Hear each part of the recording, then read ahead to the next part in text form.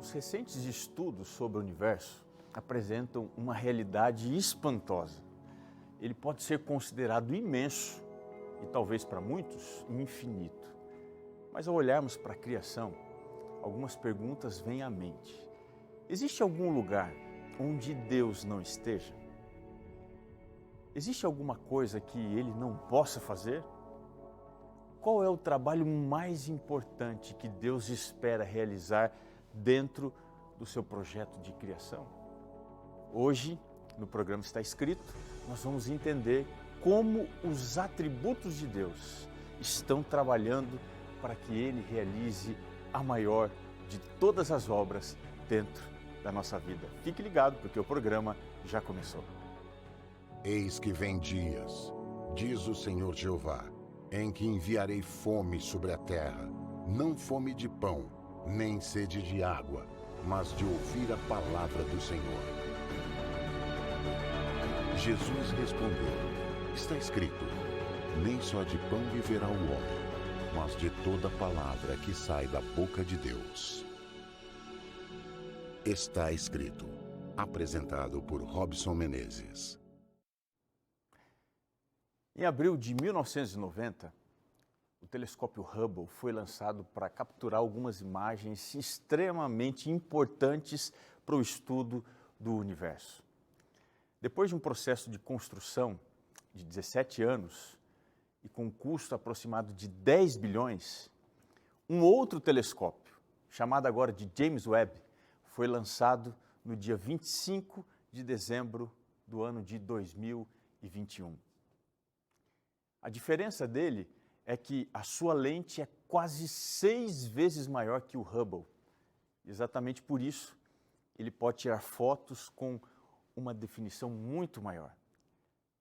Esse telescópio agora tem 4 objetivos principais: pesquisar a luz das primeiras estrelas e galáxias que se formaram lá no início do universo, estudar a formação e também a evolução das galáxias, entender a formação de estrelas e sistemas planetários e, finalmente, estudar os sistemas planetários e as origens da vida. O detalhe é que as antigas imagens do Hubble já haviam identificado aproximadamente 1 trilhão de galáxias, demonstrando que o universo é muito maior do que as impressões que o homem mantinha antes de poder observar através dessas imagens.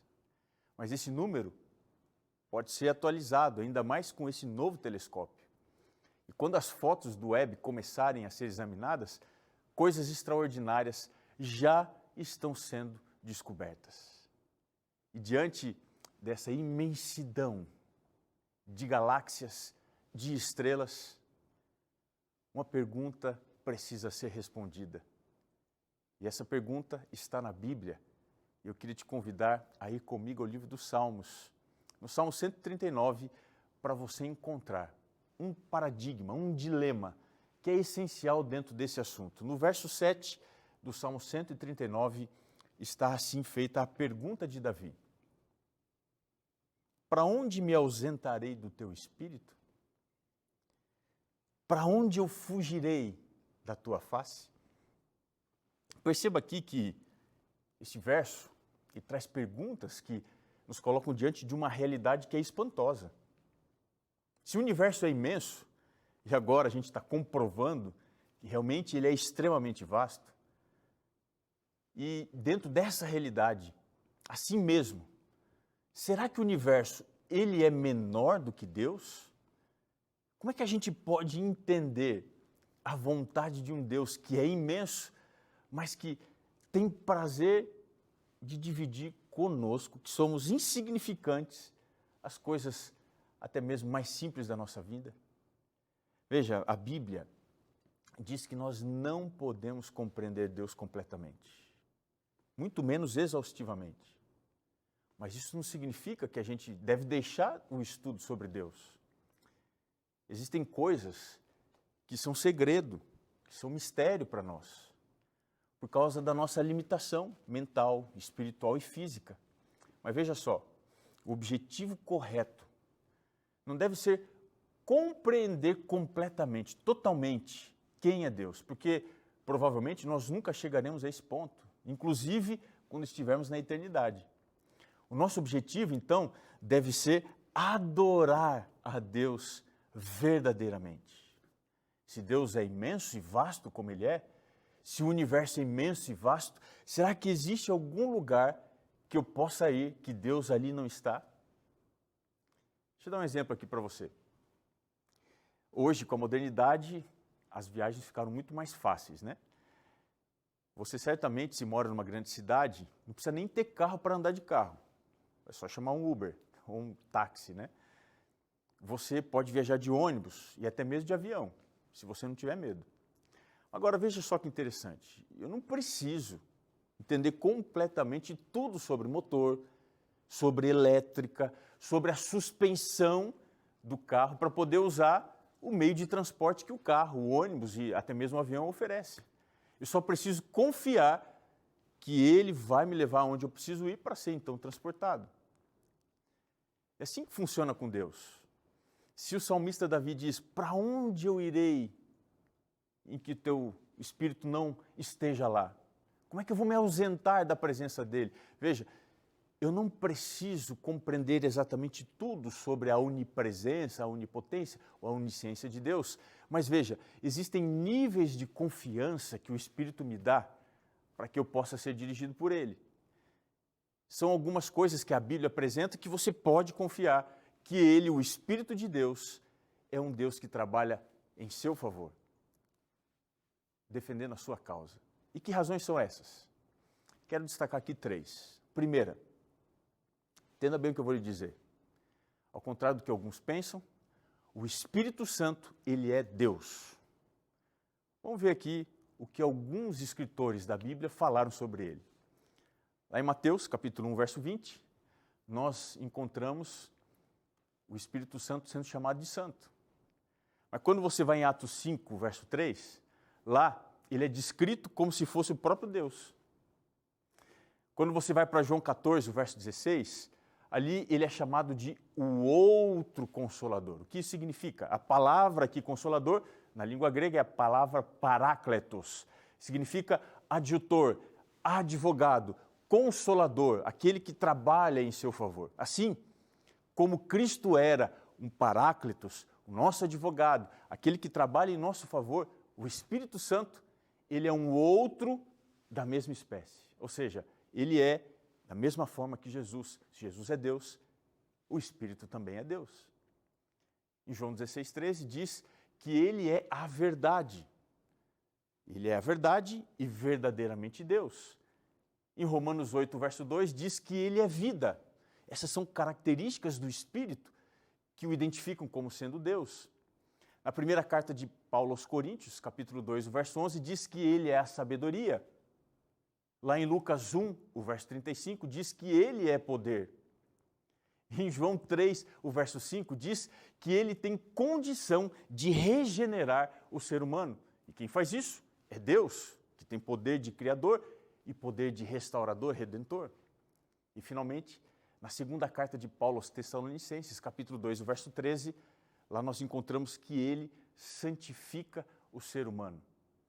Você consegue entender quantas referências para dizer que ele é Deus e, como tal, ele está trabalhando em nosso favor para que a salvação ela tenha o seu início, o seu desenvolvimento e chegue ao fim, para que você, de fato, seja salvo, esteja dentro do plano da salvação. Não há melhor aliado na nossa luta contra o pecado, porque o Espírito Santo, ele é Deus, ele é o seu Deus. Você consegue entender isso? Mas tem uma segunda coisa bem interessante para se saber sobre esse ser, o Espírito Santo, esse ser divino. A Bíblia diz também que ele é eterno. Está lá em Hebreus 9, o verso 14. O Espírito Santo eterno. O que isso significa? Em Hebreus, você vai ver atribuído apenas ao Espírito Santo aquilo que nunca, em hipótese alguma, foi atribuído a um anjo, a um arcanjo, a um serafim, a um querubim, ou até mesmo um apóstolo, a um mártir, a um profeta ou um patriarca. nenhuma pessoa que tenha sido criada pelas mãos de Deus é chamada de eterna. O único eterno é Deus.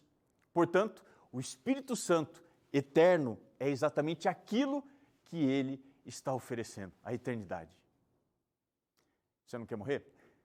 Então saiba uma coisa, a única forma de experimentar a eternidade é conhecer o Espírito, porque o seu trabalho é nos apresentar, é nos convencer e nos oferecer a eternidade como sendo um destino muito mais do que provável, um destino real, para lá que ele quer te levar. O seu trabalho, para isso, ele não é transitório, ele é específico, ele trabalha para te levar para a eternidade. Ele nos fala daquilo que nós não conhecemos, para que você tenha condição de viver hoje o que só vai compreender melhor no amanhã, na eternidade. Portanto, o Espírito quer lhe oferecer algo extraordinário à eternidade. E por que ele faz isso? Terceira característica. O Espírito Santo, ele é revelador. Em Atos capítulo 28, verso 25, nós encontramos que o Espírito, ele fala usando profetas. Ele revela aquilo que está desconhecido.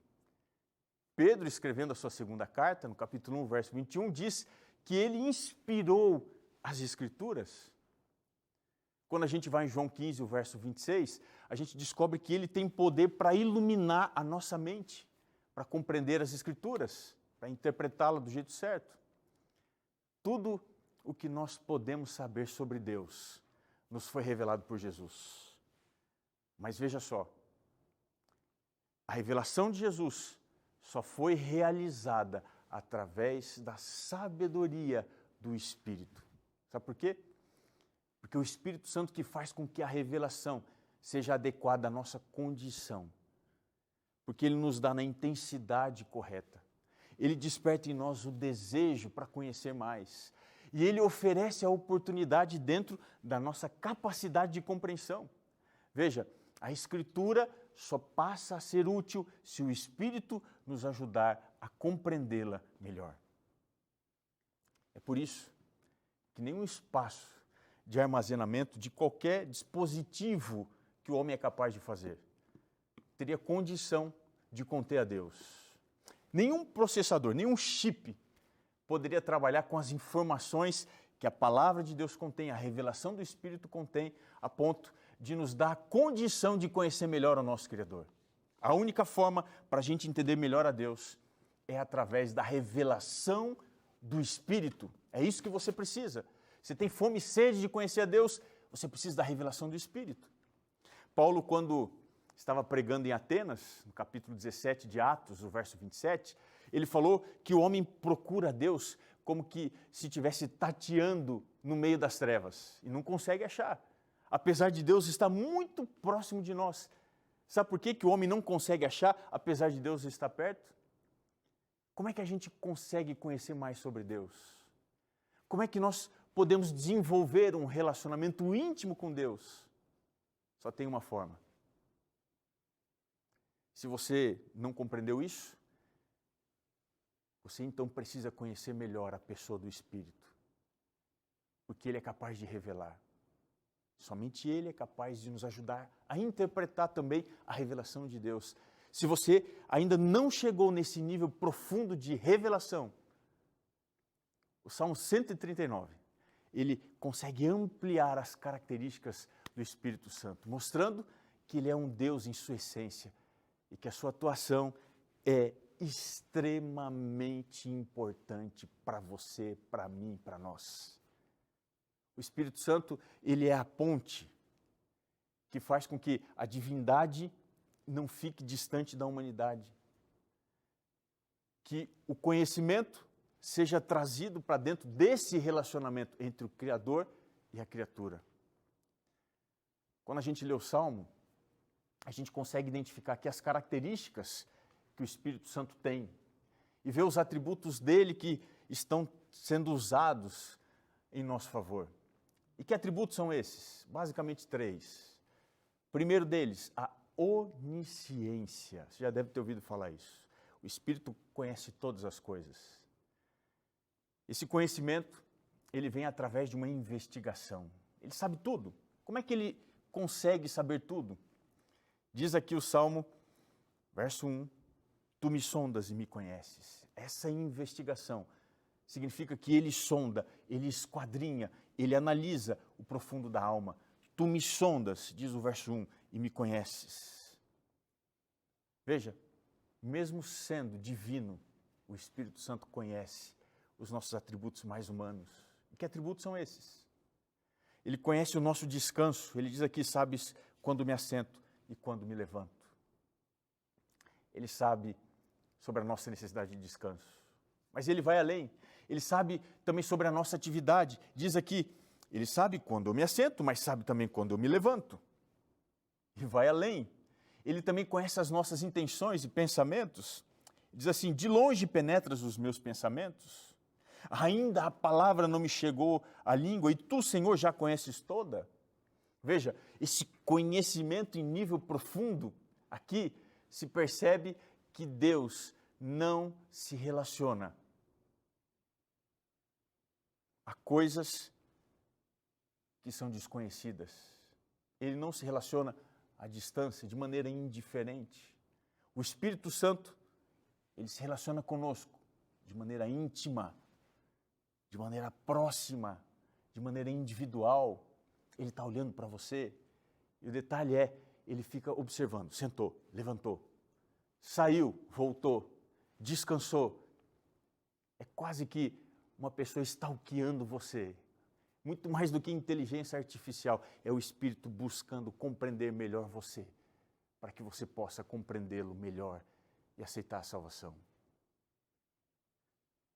Segundo atributo do Espírito que a gente observa aqui, 139, verso 5, a onipresença do Espírito.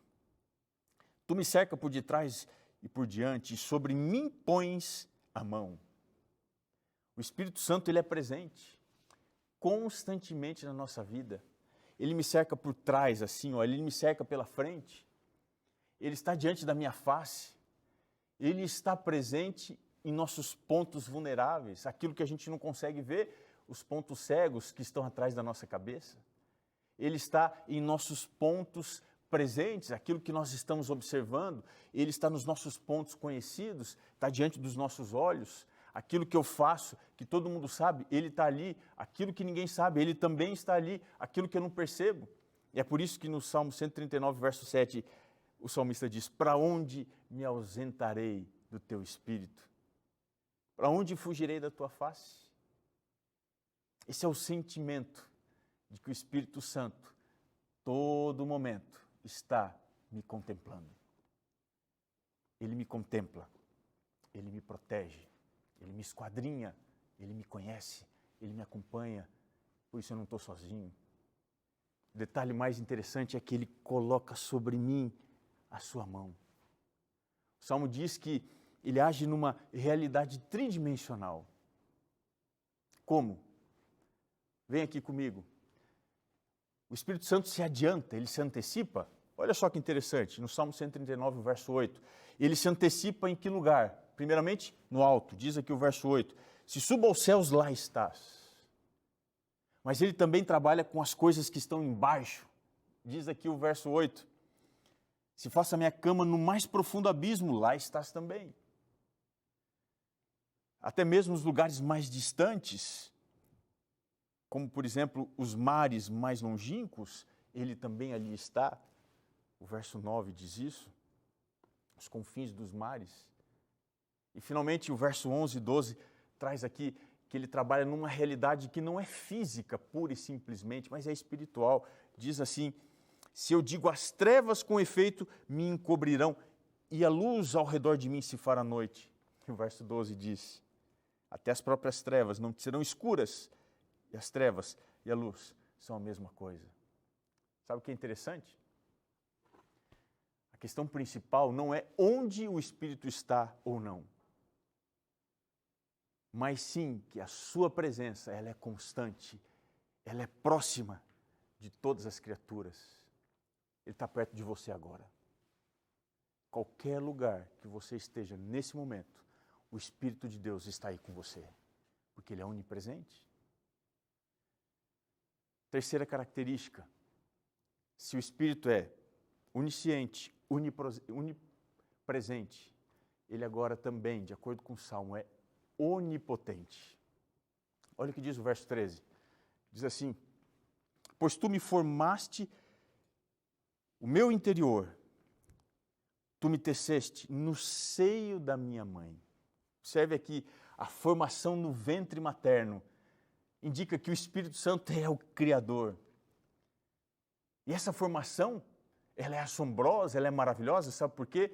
Ele desenvolveu e ele trabalhou dentro das leis genéticas, dentro das leis moleculares e também dentro das leis quânticas. Ele tem poder sobre todas as células, todas as partículas da nossa vida e de todo o vasto universo. Ele conhece cada pedacinho seu de uma maneira extraordinária. O maior ser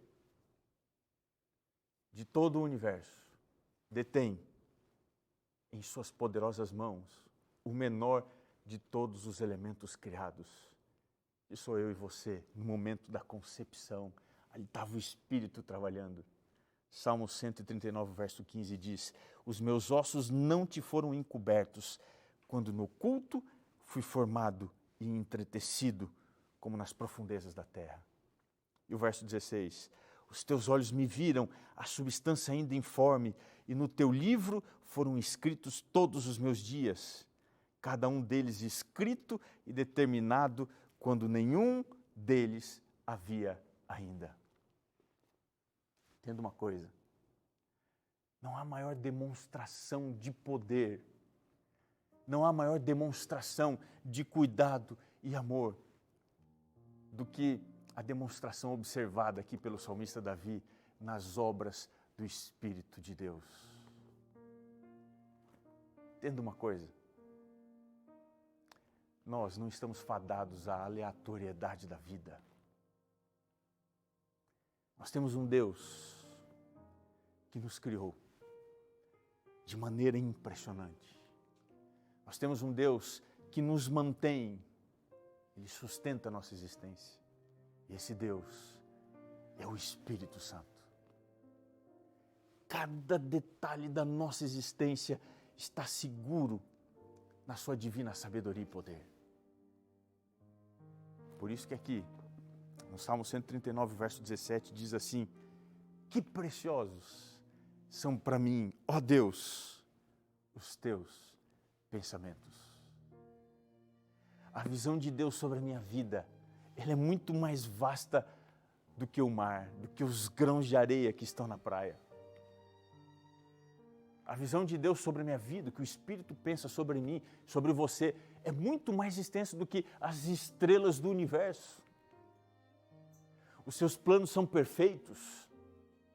Mesmo que eu esteja vivendo em meio ao caos do pecado, o Espírito Santo tem planos extraordinários para a sua vida, para a minha vida. Se você está chorando hoje, Ele vai te ensinar o preço da alegria, o sabor do sorriso. Sabe por quê? Porque você importa para Ele. Você vale muito para Ele. Você é a obra-prima dEle. Aqui no final do Salmo, nós encontramos a maior de todas as necessidades do ser humano. Quero ler para você o verso 23 e 24, os dois últimos. Davi diz assim: sonda-me, ó Deus, e conhece o meu coração. Prova-me, conhece os meus pensamentos. Vê se há em mim algum caminho mau e guia-me pelo caminho eterno. Esse chamado do Espírito, a resposta de Davi é uma demonstração de uma entrega radical. O que é que o Espírito espera de mim? Como Davi, eu preciso viver em intimidade, viver com o Espírito. Mas eu preciso viver com proximidade, viver para o Espírito. E finalmente, eu preciso viver em individualidade, ou seja, viver ao lado do Espírito, para que Ele me faça mais e mais semelhante a Deus, a Cristo, mais próximo dos seus planos, que são perfeitos, extraordinários. Você foi feito para a eternidade. E se tudo que cerca a sua vida te leva ao caos, a angústia, o sofrimento, a desesperança, a falta de fé, deixa eu te dizer, nesse momento você precisa ir ao Espírito e dizer: sonda-me. Veja se há alguma coisa aqui que está me atrapalhando de estar ao seu lado, desfrutando da alegria da sua companhia, da sua presença e da sua salvação. Eu queria te convidar agora, nesse momento tão especial, vou aqui para a minha poltrona, para esse nosso momento, onde a gente clama a Deus e abre o coração ao Espírito. E eu quero te perguntar aqui com a Bíblia na mão. O Salmo 139 é uma realidade na sua vida? Eu quero nesse instante orar com você, para que esse salmo passe a ser o hino da sua vida no Espírito. Ora comigo. Bom Pai, sonda o nosso coração, profundo da nossa alma, muda a nossa essência, se ela for má, nos faça mais semelhante aos teus planos, a Jesus, nos ensina a alegria da salvação e da fé. Que a tua paz esteja sobre a vida deste amigo, desta amiga, e que ele entenda a alegria e a bênção de viver no Espírito. É o que eu te peço, em um nome poderoso do nosso Senhor Jesus Cristo, e no poder do Espírito eu entrego esta oração. Amém. Ah, que maravilha! Poder saber sobre esse tema é viver uma vida de alegria e de libertação. É por isso que o programa Está Escrito preparou para você esse guia de estudos, o Espírito Santo, o Deus dos bastidores. Tem muita coisa linda que você pode descobrir aqui. Se você não tem ainda, é porque você não pediu. Você pode entrar em contato agora com o telefone que está aparecendo aqui, 12 98244 4449, e pedir aqui o seu guia de estudos, o Espírito Santo, o Deus dos bastidores. Essa é uma parceria que nós temos com os Anjos da Esperança, que sempre nos possibilitam a fazer muito mais aqui na Novo Tempo, inclusive preparar e enviar esse guia de estudo para que você seja abençoado aí, na sua vida, na sua casa, com todas as pessoas que você ama. Entre em contato agora, peça aqui o seu guia de estudos para que você tenha já, agora mesmo, condição de se aprofundar nesse tema tão importante. Nós estamos chegando aqui ao final do nosso programa, mas eu queria lembrar você que existe uma promessa fantástica na Bíblia, que é: está escrito, nem só de pão viverá o homem, mas de toda a palavra que procede da boca de Deus. Com alegria, eu me despeço de você, desejando que a paz do Senhor esteja sobre você, a sua família, seus planos e sonhos. E eu te espero já no nosso próximo encontro aqui no seu programa Está Escrito. Um grande abraço e até lá.